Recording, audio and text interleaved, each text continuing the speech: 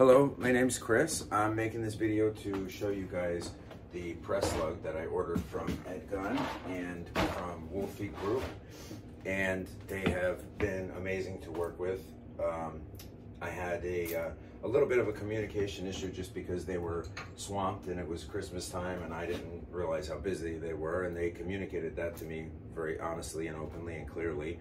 And ever since, it's been a mutually respectful, very good experience with them. Honestly, it really has. I'm not tooting anybody's horn unwarranted, but if I had it to do again, I wouldn't deal with another company. They were honestly very good to deal with overall, and not just the one person that I dealt with, Matthias, the most, was amazing, and so has everyone else that I've talked to there. It's been really a great experience. Surprising that some businesses are still able to be that good.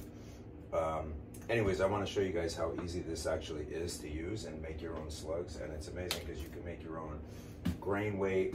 I have 4 different calibers, 22, 25, 30, and 35. All of these are in different grain weights. I'll show you really quick. Let me just take this over here. I'll show you all the different sizes that I've made. So these are all different grain weights, calibers, etc. All the 35 caliber are in here. So I'll show these to you also. These are, so this is with a flat back on it. There we go. That's with the flat back. And that's the slug itself. Comes out perfect. And then with a recessed back. And this is actually the older style. They actually refined them, and they did a tremendous job. So I'm looking forward to, I'm gonna get the 35 caliber swapped out, but they already swapped out the 25 and the 22, and then I added the 30 caliber because things were going so well. It was minor things with the old slugs, but you see how these are a little more like, it's like a pivot rather than an indent in the back, and the top is a little more like elongated and then rounded at the point instead of like a more of a pointy point, if you know what I mean. Like these older ones were like an old like a 5.56 round. They're shaped pointed like a 5.56 round. So if you can see there, let me put it more in the light. I'll put it right on top of the Presslug. So that's right there. That's what they used to look like, and the new ones come out like this. And the tolerance on the tooling is so much tighter. It comes out flawless, and these shoot so incredibly accurate. I've actually shot my best group that I've ever shot with any slugs, whether store-bought. That right there is 5 shots with 22 caliber. I mean, you can't really tell the difference between that and 357 almost. Especially from distance, you can't tell the difference. So I'm gonna go ahead and show you, they have a cutter also that you can buy from them. I made my own. I had a table cutter here and I bolted it to the table, and I made this stop on this side. I don't know if you can see it. I'll show you a little closer. I made a stop right here with like a screw and then a big washer. So that stop can be set to different lengths because the different lengths are different weights of grain weight, which all you have to do is turn this dial and it'll recess back further or down further, and that's what gives you your grain weight.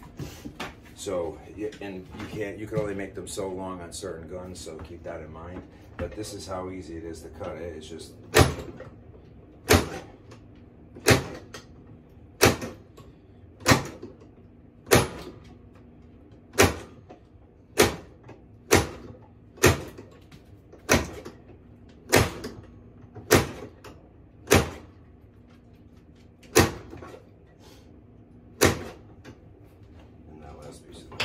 short. But so this is how easy it is to cut it. It's the cutter that they have, I haven't tried, but it seems to me that it would be also very easy to use and pretty much just as quick. I'm not exactly positive on that. It could be quicker, it could be a little slower. I'm not exactly sure, but this one definitely does it for me. And then you take these pieces of lead that you cut, which come out like this. They're just small pieces of the wire. And the wire starts off like this. So this is a small 1 pound roll of wire. It's just lead wire. You just straighten it out and then you put it through there and you cut your length, whatever you determine. And then what I do is I test it. So I'll cut a piece, maybe 10 or 15 millimeter, and then I'll press that. I'll see what I get as far as grain weight. If the grain weight is right where I want it, then I'll keep pressing them there. Otherwise, I'll adjust it until it is where I want it. And as far as the length that I want as well. So once I've gotten all that done and figured out where I want it set, which I already have it set right now for 37.1 grain. And then I use a small scale right here, which I was just calibrating to weigh them after I've measured them, and then a caliper or a micrometer to measure the length, and then I'll set that stop for the length. So what you do is you just push that down a little bit, put your piece of lead in there, push that, and then the excess just comes out the side right here. Boom, you got a perfect slug right there. I'll zoom in on that so you can see it a little better, because it's definitely worth seeing.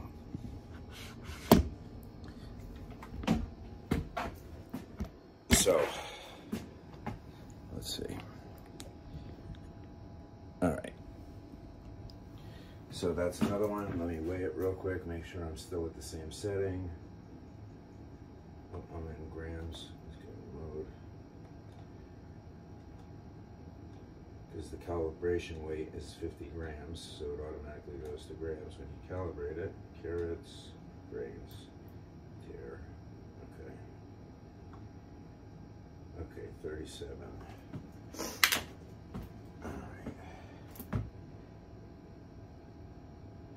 All right, so I have the top dial set at 6.5. So that's how I remember. And then I keep track of that. So next time I want to make the same weight, I can make the same weight. But I'll just push that up a little bit to recess the hollow point pin, push that down a little bit to force it in there, and then boom, there comes your excess. And you want as little excess as possible because you're just cutting more, and then you have to melt this down, which I'll show you that process as well. I also have my melting pot heating up with it's almost full with 8 or 9 pounds of lead in it. So I'll show you quickly how to form them as well. But this is what comes out, you know, just like I showed you, perfect slug. And honestly, these come out better than you can buy them. So I've bought every kind of slug you could imagine. I mean, I could show you the stack of tins that I have of different kinds of slugs, NSA boxes, knockouts, I mean, you name it, I've bought it. And I've gotten good accuracy. NSA was actually really good. That's probably my favorite other than my own. And now with the Presslug, I don't ever consider buying another slug or ammunition in any form, because I've stopped using pellets altogether.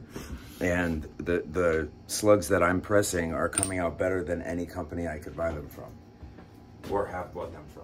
So, and you can make these actually very quickly. It might seem like you can't, but I've pressed 378 slugs in 40 minutes.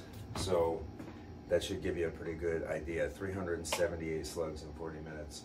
That was all in 22 caliber too. The bigger ones actually, believe it or not, go faster.